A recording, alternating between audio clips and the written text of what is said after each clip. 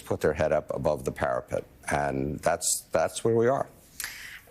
I am old enough, Mitch, to remember when Major League Baseball took one of the bravest stands against the voter suppression law in Georgia, ushered in after the lie that fraud had led to Donald Trump's defeat. And Major League Baseball moved the All-Star game from the state of Georgia to Colorado.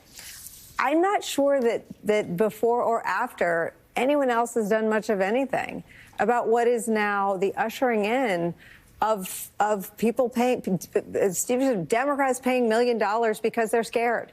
This is not our. Why is everyone paralyzed by fear? And I hate to add to this sentiment, but where are the Democrats? You can't listen. Let me just say this.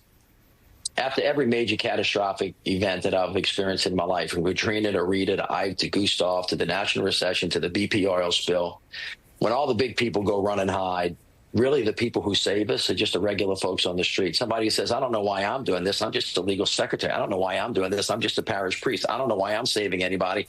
I was just a baseball coach. And that's going to happen again in America. It's going to come from the ground up. And that's where it has to come from, because they are the ones who see really clearly. And I'm very disappointed in the business leadership of America. Do you really want to live in the kind of country where business leaders who are billionaires are afraid to speak because they're afraid of a political leader? I mean, what the hell is going on in this country? And I think that maybe people did not think, contrary to being warned many times, that Donald Trump was going to destroy democracy, that he was going to seek retribution, that he was going to take people's fundamental rights away. But as I said, Donald Trump is much better today at being bad than he was 4 years ago. And at some point, if we want to save our country and this democracy, which is at threat right now, the ability to suck up to Putin and the willingness to really punish Mexico and Canada, two of our closest allies, is the surest signal in the world that our country has lost its way. And everybody's got to step up to the plate. And maybe take some time. Maybe it takes a little time to work through their fear.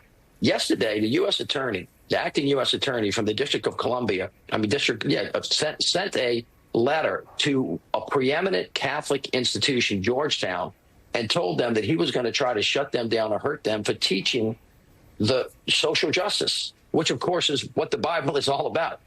And they got a very stern, thoughtful letter back from a courageous, group of folks at Georgetown saying, the First Amendment applies to everybody and we're going to stand up to it. And that's the moment that we're in. We haven't been here in a long time in America, and it's time for people to step up. And I think that they will, but it's going to take some time.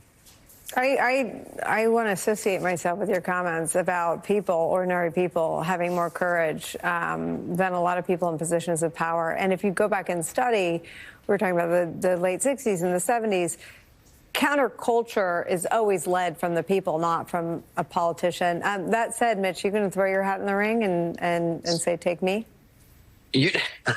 Listen, I've been on the battlefield for a long time, and I'm not leaving till they put me in the grave. Whatever it takes, however it takes, however long it takes. I think there was a little piece that we're having, the crossing of the Edmund Pettus Bridge that we do when we remember John Lewis, who was standing on that bridge when he was 23 years old, who knew he was going to get hit by that sheriff in the face with his little backpack on and his trench coat. And he stood there and he took it because it was really important in that moment. And we are hearkening back to a time that was very, very dangerous in this country, and people have to stand up to it. Donald Trump is a traitor to this country. Donald Trump is really sucking up to dictators across the world. He is taking us down a path that is not good for the country. And even if there are some people who are going to do better, the bigger picture of all of this, the stability of who we are as a people, is really being challenged. And we're going to have to find ourselves again. It may take a long time. A lot of people might get hurt. It doesn't feel real good. People are uncertain and a little bit disoriented about the direction that we're going in, because we are right to expect more from our president of the United States. But so far, Donald Trump has delivered exactly what he said he was going to deliver: chaos, calumny, lack of concern for regular folks, and he's taking this country in the wrong direction. And I'm hoping Americans will, step up over time. I really appreciate both of you and your candor today. I needed that.